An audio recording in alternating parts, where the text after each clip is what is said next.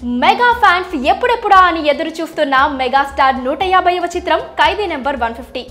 ఈ చిత్రంలోని పాటలను ఒక్కొక్కటిగా చిత్ర యూనిట్ రిలీజ్ చేస్తూ ఉంది. ఒకటి మాస్, ఒకటి క్లాస్, ఒకటి మెలడీ, ఇలా ప్రతి ఒక్క సాంగ్ దేనికదే స్పెషల్గా ఉంది.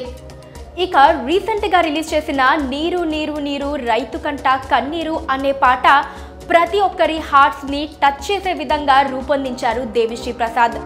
రామజోగయ్య శాస్త్రి అందించిన లిరిక్స్, శంకర్ మహాదేవన్ గాత్రం ఈ సాంగ్ ని మరో స్టేజ్ కి తీసుకెళ్లాయి. రామజోగయ్య శాస్త్రి గారు అందించిన లిరిక్స్, శంకర్ మహాదేవన్ గాత్రం ఈ పాటని మరో స్టేజ్ కి తీసుకెళ్లాయి.